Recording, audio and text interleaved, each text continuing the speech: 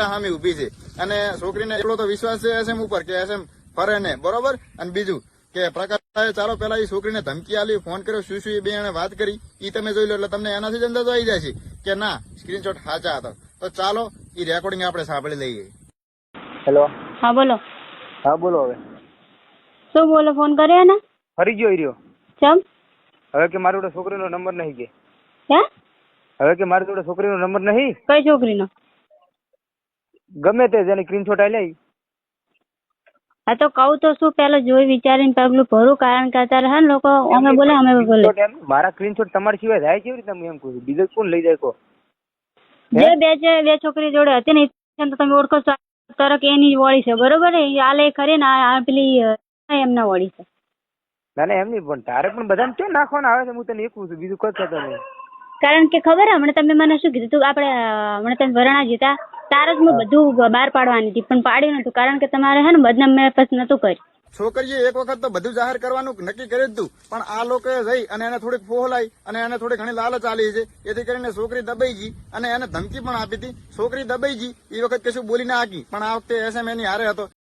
Actually આને બહુ બધા રોસ્ટ વિડીયો કરેલા છે, એટલે એના માટે જ કહેવરાવે છે કે માફ કરજો ભૂલ થઈ હોય જાણે અજાણે, ફરી ચહેરો જોવા ક્યારે મળશે એ તો રામ જાણે.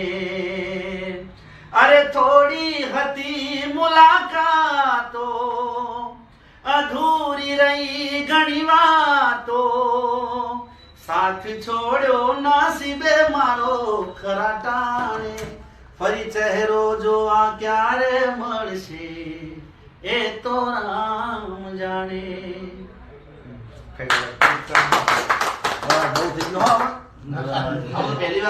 તારું મોઢું જોઈએ તો હાથ દી ઉધી ખાવાનું ન ભાવે, અને તું એમ કે તને મારા જેવો નહીં મળે.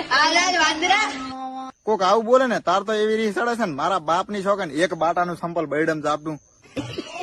હેલો. વિમલ એક બંધ કરો બી ને હું ખાવાનું ચાલુ કરું.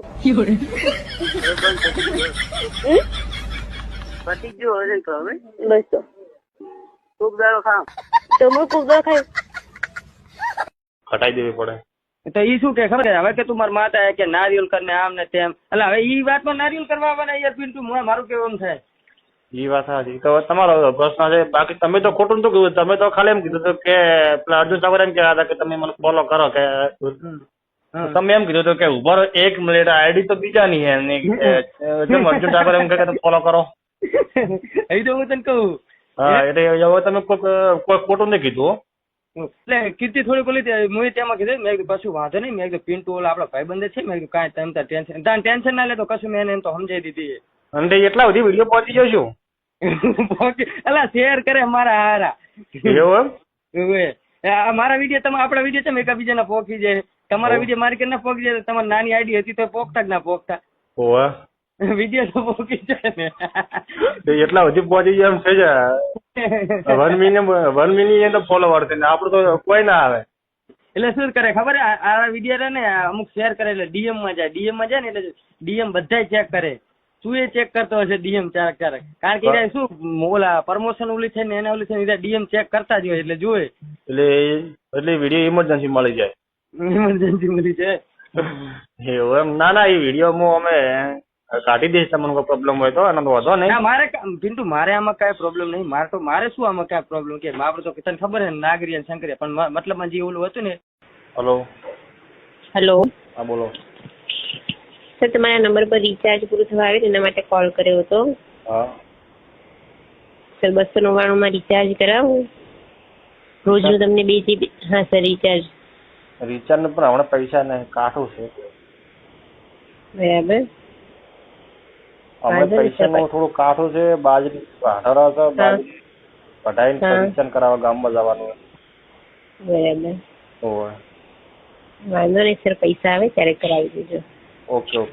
ધન્યવાદ.